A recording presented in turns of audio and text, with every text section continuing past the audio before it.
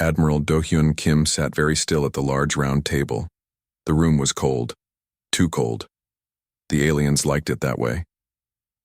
Do-hyun did not move, though his fingers wanted to tap on the smooth surface. Showing any sign of nervousness would be a mistake. Across, from him, Ambassador Vexillara stared with 6 unblinking eyes.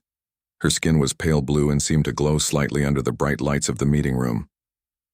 The peace talks had gone on for 23 days now. Do-hyun knew they were almost over, not because of progress, but because there was no more time.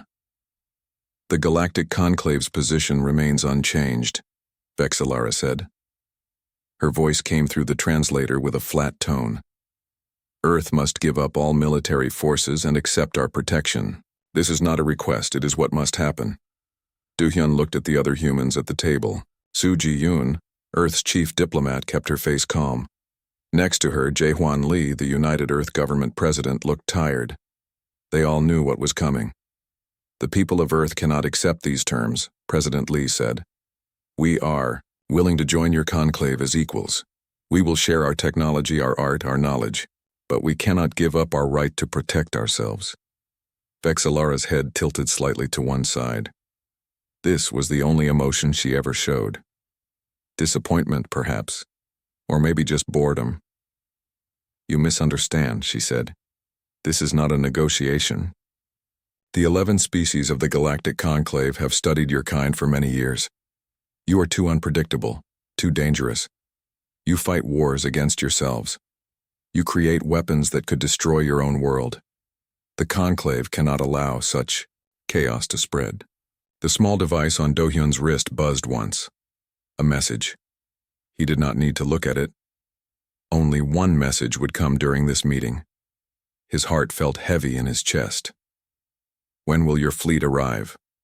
Do-hyun asked. All the diplomats looked at him with surprise. This was not a question he was supposed to ask. Vexillara's eyes narrowed slightly. What makes you think our fleet is coming? Do-hyun smiled without humor. We are not as blind as you think. Our deep space sensors detected your ships changing course 3 days ago. They will reach Earth in less than 48 hours. For the first time, Vexillara seemed truly surprised. The aliens had not believed humans could see their ships at such a distance. Then you know this talk is just a formality, she said after a moment. The decision is made. Earth will be pacified. If you cooperate, many lives will be saved. If you resist, she let the words hang in the air. President Lee stood up slowly. This meeting is over. We will return to Earth and discuss your offer. Vexillara nodded once. You have 24 hours to begin disarming your military. After that, we cannot promise the safety of your people. As the Earth delegation left the meeting room, Do-hyun felt the weight of what was about to happen. The message on his wrist had been clear.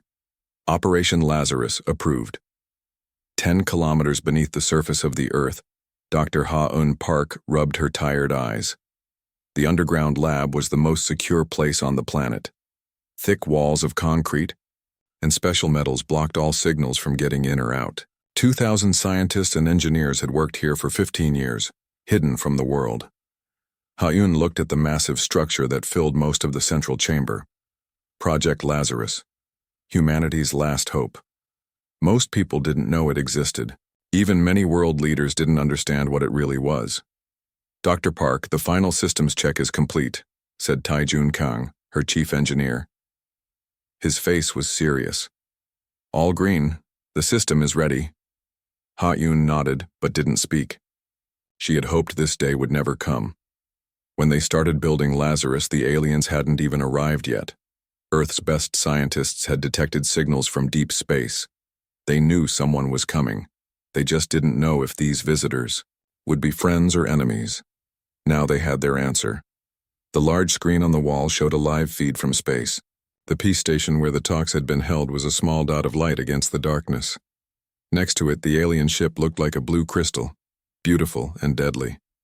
Admiral Kim and the delegation are boarding their shuttle now, said Colonel Ji-ho Baek, the military officer in charge of security. They should be back on Earth in 6 hours. Ha-eun walked to the main control panel. Begin warm-up sequence, she said. I want everything ready when the Admiral returns. Around her, the huge room came to life. Lights flashed on dozens of control panels. The low hum of powerful machines filled the air. In the center of it all, the heart of Project Lazarus began to glow with a soft blue light. Ma'am, said a young technician, looking up from her screen. We're receiving a priority message from Admiral Kim. Ha-Un walked over. Put it through. The Admiral's face appeared on the screen. He was still on the shuttle, heading back to Earth. His expression told her everything she needed to know. The talks have failed, he said simply. The Conclave fleet will reach us in less than 2 days. Their demands are the same: complete surrender, or they will attack. Ha-Un took a deep breath. Do we have authorization? Do-hyun nodded. Full presidential authority.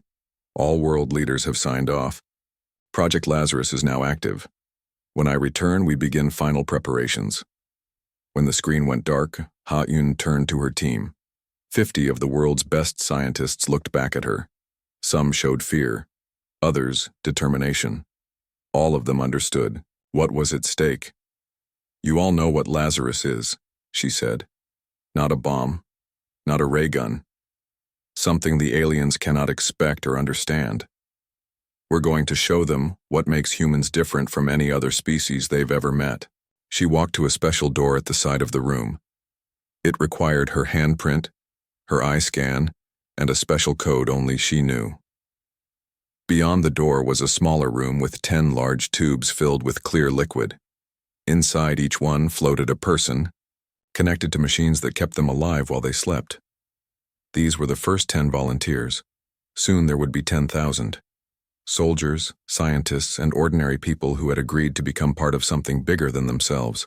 Ha-Un placed her hand against the glass of the nearest tube. Inside was an old man who had been a quantum physicist before his illness. He had been the first to volunteer. We're almost ready, she whispered. Soon you'll wake up, but not in the way you remember. Back in the main lab, Ha-Un gave the orders. That would set everything in motion. Teams began working frantically. They had less than 48 hours. As she watched the activity around her, Ha-Un thought about what they were about to do. The aliens thought humans were dangerous because they didn't understand them. Soon they would understand all too well. May our ancestors forgive us, she whispered as she pressed her palm against the final authorization scanner. We are about to show the universe why they should have never threatened Earth. On the main screen, a message flashed in large letters. Project Lazarus activation sequence initiated. Humanity's darkest hour had come, and they were about to unleash something the galaxy had never seen before. 3 days after the battle, a small pod drifted through space. Inside, a young Craxian officer named Krav sat alone. His blue-gray skin was pale, and his 4 eyes kept darting around as if looking for danger. He was the only survivor from the Craxian flagship. The pod systems beeped as a large ship approached. Krav pressed his face to the small window. The ship was not human or Craxian. It had the symbol of the Galactic Council on its side. Krav felt relief wash over him. The Council was neutral. They would help him. A beam of light surrounded the pod, pulling it toward the Council ship. Soon Krav was sitting in a warm room with a blanket around his shoulders. A tall, thin alien with green skin offered him a hot drink. I am Medical Officer Ziv of the Galactic Council ship Harmony, the green alien said. You are safe now. Can you tell us what happened? Krav's hand shook as he held the cup. Human demons, he whispered. Ships that fight beyond death. Medical Officer Ziv looked concerned. You're in shock. Take your time. A door opened, and a human woman walked in. She wore the uniform of a Galactic Council officer. Krav screamed when he saw her and tried to hide behind his chair. It's okay, said Officer Ziv. This is Lieutenant Suman Yoon of Earth. She serves on this ship as a council representative. Lieutenant Yoon stayed by the door. I won't come closer if it makes you uncomfortable, she said calmly. We found your pod at the edge of the Tau Ceti system. Were you in a battle? Krav couldn't stop shaking. We were supposed to capture 3 human ships. Easy targets, Admiral Vexnar said. Valuable new slaves for the Empire. Lieutenant Yoon's face hardened, but her voice stayed even. What happened instead? They turned into something else. Their ships should have surrendered. Any normal species would surrender when outgunned. But they redirected all their power to weapons. One of their ships rammed our flagship, on purpose. Who does that? Officer Ziv looked at Lieutenant Yoon with new interest. Is this true, Lieutenant? Yoon nodded. We have an old saying. The captain goes down with the ship. It dates back to when we sailed on water, not in space. It means we don't abandon our duty, even in the face of certain death. Krav rocked back and forth. The small ship, the Valiant, its captain stayed on board. He spoke to the other human captain. Said to tell Earth they didn't surrender, then he sacrificed himself to protect his crew and complete his mission, said Lieutenant Yoon quietly. Meanwhile, on Earth, the news of the battle had spread quickly. In the Confederation Council chamber in New Seoul, Defense Minister Soomin Yoon addressed the assembled representatives. 3 days ago, our diplomatic mission to meet with the Craxian Empire was ambushed, she said. Her voice carried throughout the large room. The Craxians attempted to capture our ships and crew for their labor camps. Angry murmurs filled the room. Minister Yoon raised her hand for silence. Captain Do-hyun Park of the Indomitable, Captain Minji Kang of the Sunbeam, and Captain Ho-jun Yoon of the Valiant responded with Protocol Thermopylae. The room went quiet. Everyone knew what that meant. Captain Yoon and the Valiant were lost. In the battle, they sacrificed themselves to destroy the Craxian flagship and save their fellow ships. Minister Yoon's voice caught slightly. Captain Ho-jun Yoon had been her brother. This is the message the Craxians sent us, she continued, pressing a button. A recording played of Commander Grakthor's threat to turn humans into slaves.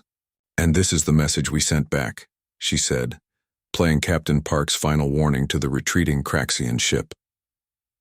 When the recording ended, the council was silent for a long moment. Then one representative stood. The Craxians made a terrible mistake, he said. They thought we would be easy prey because we are new to space. They didn't understand our history. Minister Yoon nodded. Throughout our history, from ancient sailors to space explorers, humans have lived by a code. We do not abandon our ships, and we do not become prisoners without extracting a terrible cost. At the Earth Defense Force headquarters, intelligence, Officer Hyunwoo Kang sat across from 3 captured Craxian officers. They had been on the lone ship that escaped and was later captured by Earth reinforcements. I still don't understand, said the highest-ranking Craxian. Your ships were surrounded. You had no chance of victory. Officer Kang smiled slightly. That's where you miscalculated.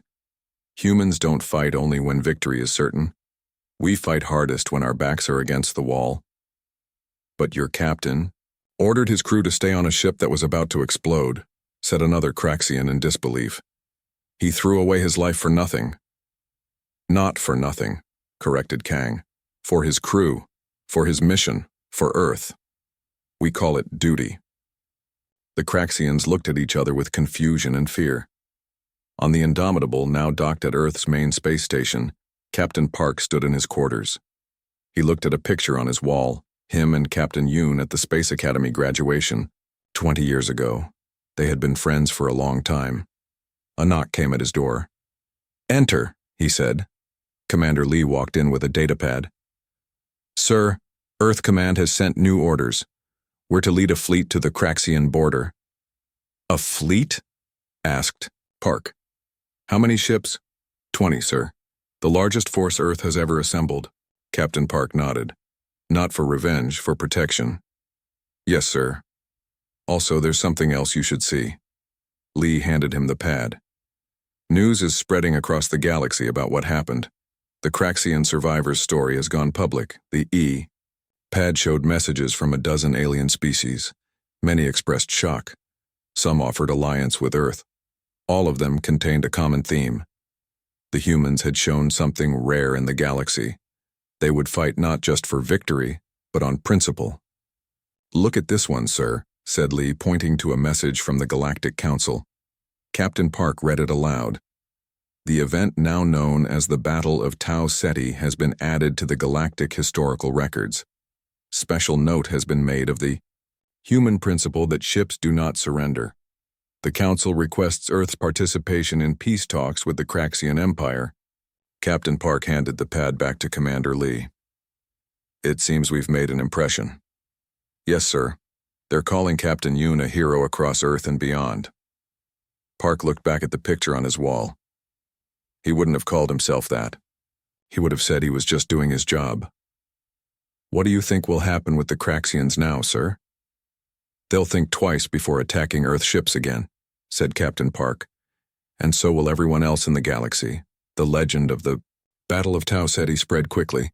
On 100 worlds, aliens whispered about the humans. The strange species who would destroy themselves rather than be captured. A species that followed rules older than their space travel. A species that had just shown the galaxy they were not to be taken lightly. The rule that aliens should never break had been learned. Human ships don't take prisoners. The space around the 3 human ships lit up with laser fire. The Indomitable moved with surprising speed for its size. Captain Park stood calmly on the bridge as his ship shook from Craxian weapons fire. "Damage report," he said. "Shields at 60%, replied Officer Ryu. "Minor damage to decks 4 and 7. Lieutenant Kim's fingers moved quickly over her console. "Captain, the Sunbeam and Valiant are fully online. Protocol Thermopylae is active on all ships." Commander Lee looked at the tactical display. "The Craxians are confused. They're trying to regroup." Captain Park nodded. "They expected us to beg for mercy. They don't understand humans yet." He turned to Lieutenant Kim. "Target the nearest Craxian vessel. Focus all forward weapons." "Targeting locked," she confirmed. "Fire." The Indomitable's weapons fired as one. The energy beams cut through space and hit the Craxian ship. Its shields flashed blue, then failed completely. The beams continued through the ship's hull, cutting it in half. In the Craxian flagship, Admiral Vexnar watched in shock as one of his ships exploded. "Impossible," he shouted. "How did they penetrate our shields so easily?" A Craxian officer looked up from his station. "Sir, we're detecting a massive energy surge from all 3 human ships. They've redirected all power to weapons and engines." "All power?" asked the Admiral. "What about life support? Artificial gravity?" "Minimal or offline, sir." Admiral Vexnar's 4 eyes blinked rapidly. "They're sacrificing their comfort, their safety, for combat power?" "Yes, sir. And there's more. We're detecting unusual radiation from their engines. They appear to be deliberately destabilizing their reactor cores." The Admiral's blue-gray skin turned pale. "They would destroy themselves rather than be captured?" On the Indomitable, Chief Engineer Sunmi Choi worked quickly in the engine room. The lights were dim, and the air was getting thin. Without full life support, the crew would only have 4 hours of air, but that would be enough. "Engine status?" Captain Park's voice came through the comm system. "All power redirected to weapons and engines, Captain," Choi reported. "Reactor running at 130% capacity. It's stable for now, but if it takes serious damage..." "I understand, Chief. Keep it together as long as you can." Choi wiped sweat from her forehead. The temperature was rising without proper cooling systems. "The reactor can be triggered to overload on your command, sir. If they try to board us..." "Let's hope it doesn't come to that," said Captain Park. "But if it does, we'll take them with us." Meanwhile, the smaller Earthship Sunbeam and Valiant moved in perfect coordination. Their captains had trained together, and now they acted as one unit. They targeted the Craxian boarding shuttles first, destroying them before they could reach any of the Earthships. Captain Minji Kang of the Sunbeam watched as her weapons officer took out 2 shuttles with a single shot. "Status of the distress signal?" she asked her communications officer. "Signal sent and confirmed received, Captain. Earth Command responds that reinforcements are 18 hours away." Captain Kang nodded grimly. They wouldn't last 18 hours. But maybe they didn't need to. On the Valiant, Captain Hojun Yoon had a different plan. Helm, set course directly for the Craxian flagship, full speed. His helmsman looked back in surprise. Sir, that's a collision course. I know what I'm doing. Execute the order. The Valiant turned and accelerated toward the massive Craxian flagship. Sir, called a Craxian officer on the flagship's bridge. The smallest human ship is heading straight for us. Admiral Vexnar gripped the arms of his command chair. Shoot it down! But the Valiant was moving too fast, dodging the Craxian weapons. With incredible maneuvers, Captain Yoon had been a fighter pilot before commanding a ship. He knew how to fly. Sir, they're going to hit us, the Craxian officer shouted. At the last second, the Valiant changed course slightly. Instead of hitting the flagship directly, it scraped along the larger ship's side, firing all weapons at point-blank range. The Craxian flagship's shields collapsed under the assault. Captain Park watched this from the Indomitable. Now's our chance. All weapons, target the flagship's weapon systems. The Indomitable fired everything it had. The flagship's main weapons exploded in a series of bright flashes. On the Craxian ship, systems failed and alarms blared. Admiral Vexnar was thrown from his chair as the ship shook violently. Status report, he demanded. Main weapons offline. Shields failed. Hull breaches on decks 3 through 7. The Admiral climbed back to his feet. Retreat. All ships. Retreat immediately. But only one Craxian ship was still able to move. The other had been destroyed, and the flagship was badly damaged. The remaining Craxian vessel turned and began to move away. The Indomitable and Sunbeam let it go. The Valiant, however, was in trouble. Its daring attack had damaged its own hull. Captain Park, came Captain Yoon's voice over the comm. The Valiant's reactor is destabilizing. We took too much damage on that pass. Can you eject the core? Asked Park. Negative. System's too damaged. We have maybe 10 minutes before it goes critical. Captain Park closed his eyes briefly. Understood. Can your crew evacuate? We have 2 functioning escape pods. I'm ordering non-essential personnel to evacuate now. We'll pick them up, promised Park. As the escape pods launched from the Valiant, the ship turned back toward the Craxian flagship, which was trying to limp away. What is that ship doing? Demanded Admiral Vexnar. Sir, it appears to be pursuing us, and, sir, we're detecting an imminent reactor overload from the human vessel. The Admiral's eyes widened in horror. Maximum speed. Get us away from that ship. But the flagship's engines were damaged. It couldn't outrun the Valiant. Captain Yoon sat alone on his bridge. He had sent all his crew to the escape pods. Now it was just him and his dying ship. Captain Park, he said over the comm. I'm here, Hojin, Park replied, using his first name. Tell Earth what happened here. Tell them we didn't surrender. I will. You've done your duty, Captain. The Valiant and her captain will be remembered. Captain Yoon smiled sadly as his ship closed in on the Craxian flagship. For Earth, he said quietly. The Valiant rammed into the Craxian flagship at full speed. A moment later, its reactor went critical. The explosion engulfed both ships completely. Captain Park and his crew watched in silence. Then Park straightened his shoulders. Communications, send a message to the retreating Craxian vessel, he ordered. Channel open, sir, said Officer Ryu. This is Captain Park of the Earth Confederation. Your attack was unprovoked. Your attempt to capture our ships has failed. Remember what you saw here today. Remember that humans will never surrender their ships or their freedom. Remember the Valiant. The Indomitable and Sunbeam moved to retrieve the escape pods from the Valiant. As they did, emergency power was restored to the life support systems. Captain, said Commander Lee quietly, Earth Command reports that a full battle fleet has been dispatched. They'll be here in 18 hours. Captain Park nodded. By then the Craxians will be long gone, but they won't forget what they learned. Today. The lesson had been written in fire across the stars. Human ships don't take prisoners, and they don't become prisoners either. Captain Do-hyun Park stood on the bridge of the Earthship Indomitable. The large viewing screen showed the empty space where they would meet the Craxians. This was the first official meeting between humans and the Craxian Empire. It was a big day for Earth. All systems are ready, Captain. said Commander Taeyong Lee, his second in command. "The other two ships are in position."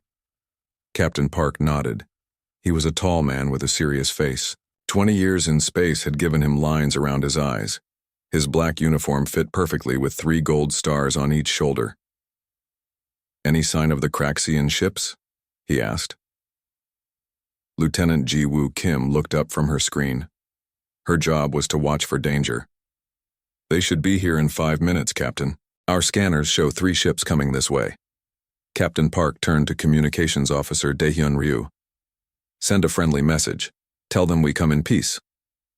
"Yes, sir," Officer Ryu said, pressing buttons on his console. The bridge was quiet as they waited. Earth had only been traveling in deep space for 50 years. In that time, they had met 7 alien races. 6 were friendly. 1 was not. The Craxians were new. No one knew much about them except that they had taken over 3 star systems in the last 10 years. "Sir," said Lieutenant Kim suddenly. Her voice was tight. "Something is wrong with their formation." "Explain," said Captain Park. "The ships are spreading out.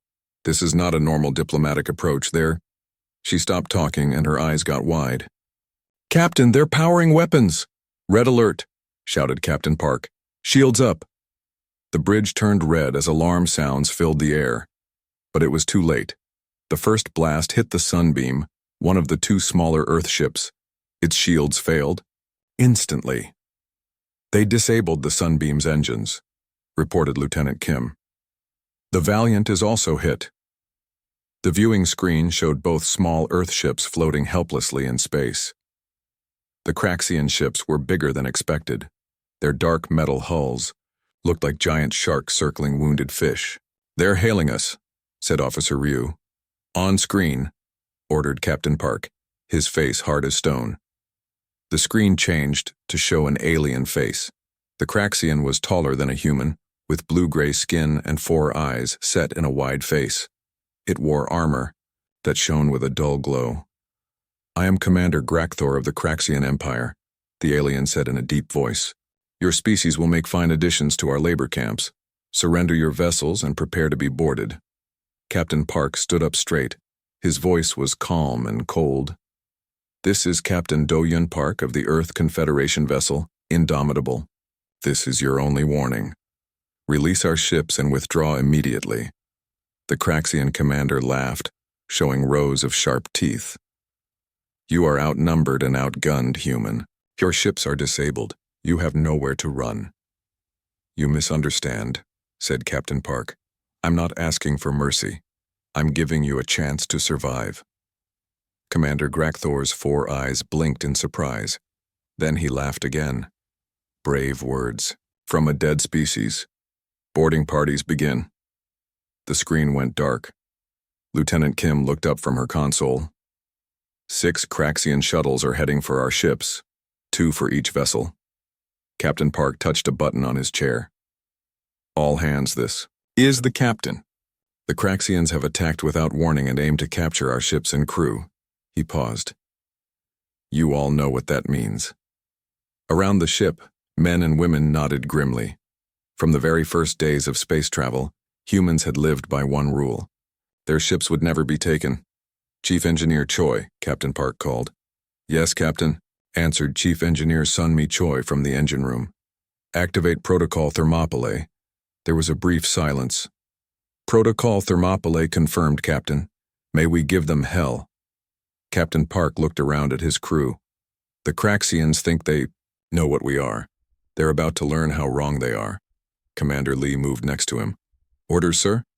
"First, we need to buy time for the Sunbeam and Valiant to activate their own protocols. Lieutenant Kim, target the boarding shuttles. With light fire. Don't destroy them yet. Just slow them down." "Yes, sir." The Indomitable fired its smaller weapons. The shots passed close to the Craxian shuttles, making them change course. "Commander Lee, send the distress signal to Earth Command. Include everything that's happened." Lee nodded and went to a console. Officer Ryu opened a channel to the Sunbeam and Valiant. The screen showed the faces of the other 2 ship captains. Captain Minji Kang of the Sunbeam had a cut on her forehead. Captain Ho-jun, Yoon of the Valiant, looked angry. Captains, are you ready to implement Protocol Thermopylae? Asked Captain Park. Both nodded. Ready, sir, said Captain Kang. But the Craxians will board us in 2 minutes. We won't have full power until then. That's why we're going to keep them busy, said Captain Park. Remember your training. Remember Earth. The captain saluted, and the screen went dark again. Captain Park turned to his crew. Now we show the Craxians why Earth ships don't take prisoners. On his order, hidden panels opened all over the Indomitable. Weapons the Craxian scans hadn't detected emerged from the ship's hull. In the Craxian flagship, Admiral Vexnar watched with growing concern. Sir, said a Craxian officer, the human ship is revealing hidden weapons. Admiral Vexnar stood up. Impossible. Our scans showed nothing like this. Sir, they're targeting our boarding shuttles. The Indomitable fired. 2 Craxian shuttles. Exploded instantly. Full attack, ordered Admiral Vexnar. Destroy the human ships. But it was too late. The Sunbeam and Valiant, thought to be helpless, suddenly lit up with power. On the Indomitable, Captain Park smiled slightly. Now, he said quietly. All 3 Earth ships fired at once. Their shots hit with perfect accuracy, cutting through the HFY Craxian shields like they weren't there. How? Gasped Admiral Vexnar as his ship shook. Their weapons should not be this strong. What the Craxians didn't know was that Protocol Thermopylae redirected all power, including life support, to weapons and engines. It was a suicide protocol, designed to ensure that even in defeat, Earth ships would never be captured. As the battle began in earnest, Captain Park sent one final message to the Craxian flagship. You should have heeded my warning, Commander. Human ships don't surrender. They don't become prisoners, they become weapons. The stars lit up with fire as the outnumbered Earth ships fought with the strength of those who had nothing to lose. The first rule that aliens should never break had been broken. Now they would learn why. 6 months after the Battle of Tau Ceti, Earth prepared for a historic event. For the first time ever, the Craxian Emperor would leave his homeworld to visit another species. The Craxians had existed for 12 centuries. In all that time, their emperors had never bowed to anyone, until now. New Sol Spaceport was decorated with both Earth and Craxian flags. Security was tight. Thousands of people gathered to witness history. Admiral Do-hyun Park, recently promoted from captain, stood in the front row of officials. Beside him was Defense Minister Soo-min Yoon, wearing a small pin with the Valiant's emblem in memory of her brother. Are you ready for this? Minister Yoon asked quietly. Admiral Park nodded. As ready as I'll ever be. A massive ship appeared in the sky above the spaceport. Unlike the warships at Tau Ceti, this one was elegant and beautiful. Golden designs covered its blue-gray hull. It landed softly on the main pad. When the door opened, everyone went silent. The Craxian Emperor walked down the ramp. He was taller than the other Craxians, nearly 7 feet high. His skin was dark blue with silver patterns. He wore armor made of a metal no human had seen before. 4 golden eyes surveyed the crowd. President Jin Seo-hyun of Earth stepped forward to greet him. Emperor Craxthar, welcome to Earth. The Emperor bowed his head slightly. President Seo-hyun, I thank you for this welcome. Together they walked to the main government building where the peace treaty would be signed. Admiral Park followed with other officials. In the Grand Hall, representatives from a dozen alien species watched as humans and Craxians sat across from each other at a large table. The Emperor spoke first. We have existed for 12 centuries, he said, his deep voice filling the room. In that time, we have encountered and subjugated many species. None have ever fought as you did, not for victory, but on principle. President Seo-hyun nodded. We hope this marks the beginning of understanding between our peoples. The treaty was simple but important. The Craxians recognized Earth's territory and promised never to attack human ships again. Earth agreed to share some of its technology in exchange for access to Craxian star maps. After the signing, a reception was held in the presidential garden. Admiral Park stood alone, watching the mix of humans and aliens talking together. The Emperor approached him. "Admiral Park," said the Emperor, "I wish to meet you in person." Park bowed slightly. "It is an honor, Your Majesty. Your people have a saying now spreading through the galaxy. Human ships don't take prisoners. Yet here you are, offering peace after we attempted to enslave your kind." Admiral Park took a moment to consider his words. "The saying isn't quite right.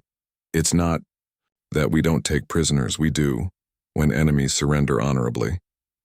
The truth is, we don't become prisoners. There's a difference." The Emperor's 4 eyes blinked slowly. "Explain."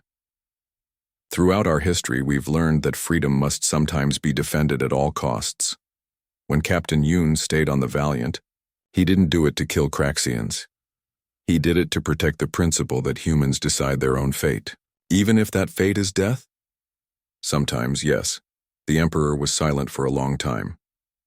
"In 12 centuries, my people have never encountered this idea.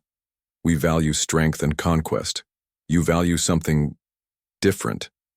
We call it freedom," said Park. "We believe every being has the right to choose their own path." "An interesting concept," said the Emperor. "One that my people will need to study." As they spoke, a Galactic Council representative approached. "Excuse me, Admiral, Your Majesty. I bring news. The Council has approved Earth's application for full membership. You will have a vote in all future Council matters." Admiral Park was surprised. Earth had applied for membership 5 years ago and had been told they were too new to space to be considered. "What changed?" he asked. The Council representative smiled. "Recent events have shown that humanity brings unique perspectives to galactic affairs. The Council values diversity of thought." After the reception, Admiral Park returned to the Indomitable, now his flagship. Commander Lee met him at the airlock. "How was it, sir?" Lee asked. "Interesting," replied Park. "The Emperor is not what I expected. He seems genuinely curious about us. Do you think the peace will last?" Admiral Park walked to the bridge, thinking about the question. "I believe it will. Not because the Craxians suddenly love humans, but because they respect us now, and fear us a little." "Fear us? We have far fewer ships and worlds than they do." "It's not about numbers," said Park. "It's about will. They now understand that humans will go to extraordinary lengths to remain free." The Indomitable prepared to leave Earth orbit again. Its new mission was to carry Earth's first ambassador to the Galactic Council. As Park looked at the stars on the viewing screen, he thought about how much had changed in 6 months. "Sir," said Communications Officer Ryu, "we're receiving a message from the Craxian Imperial ship." "On screen," ordered Park. The Emperor's face appeared. "Admiral Park, before you depart, I wish to say something. My people will honor this treaty, not just in word but in spirit. The lesson of Tau Ceti will not be forgotten. Thank you, Your Majesty. We look forward to a peaceful relationship between our peoples." After the screen went dark, Commander Lee spoke quietly. "He seems sincere." "I believe he is," said Park. "The Craxians have lived by conquest for centuries, but they're not fools. They adapt when they need to." As the Indomitable moved away from Earth, Park noticed something new. Ships from a dozen species had formed an honor guard along their path to the jump point. It was a show of respect that would have been unthinkable before Tau Ceti. "Message from the lead ship, sir," said Officer Ryu. "It's from the Saurian Collective." "Let's hear it," said Park. "Safe journey, Indomitable. The stars shine brighter with humanity among them." Admiral Park smiled slightly. "Send our thanks." On the hull of the Indomitable, a new inscription had been added in multiple galactic languages.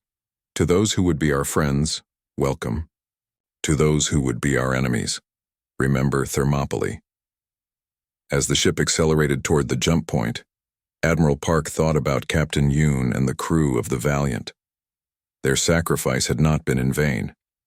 It had taught the galaxy an important lesson about humanity. Humans were newcomers to space, yes. They had much to learn about the galaxy and its many peoples. But they brought with them something old and precious: the belief that freedom was worth any price. The stars welcomed them as equals now, not as curiosities or potential slaves. The galaxy had learned that humans played by different rules. The most important one: human ships don't take prisoners. They never had. They never would. The end.